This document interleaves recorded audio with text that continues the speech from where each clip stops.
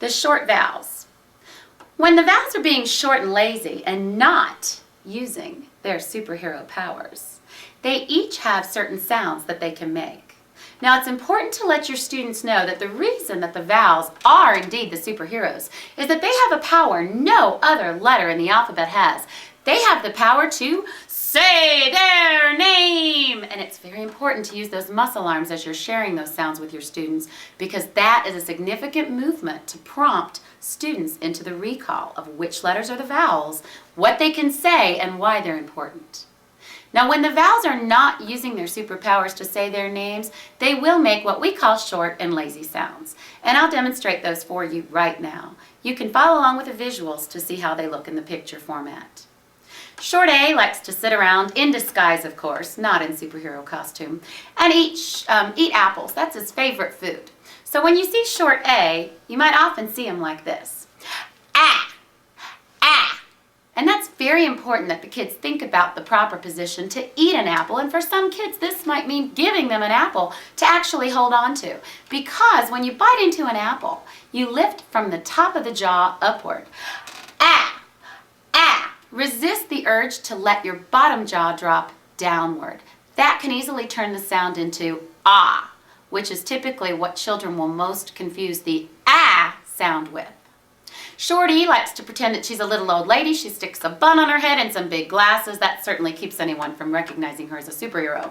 She walks around and pretends that she can't hear very well and loves to interrupt conversations of others.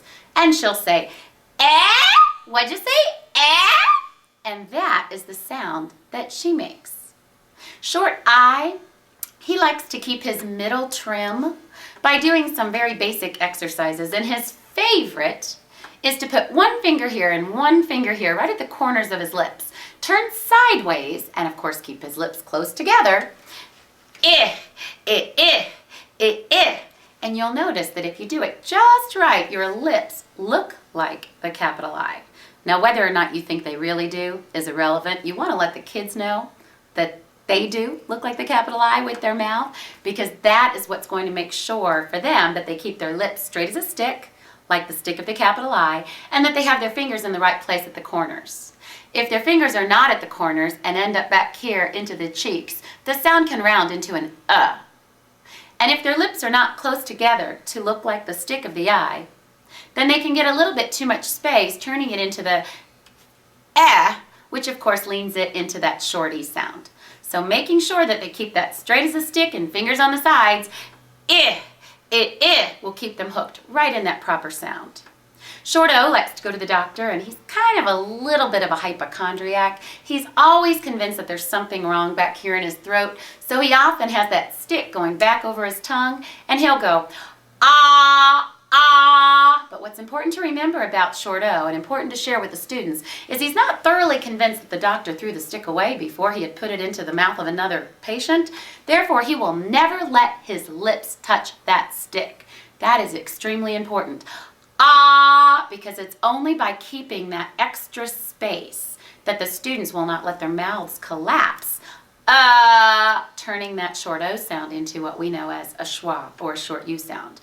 Keeping that extended position is best done by reminding the students that they should not let their lips touch that stick.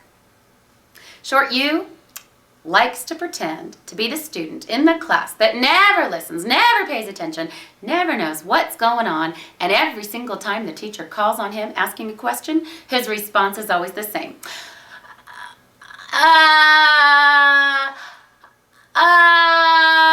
And that's the sound that it makes.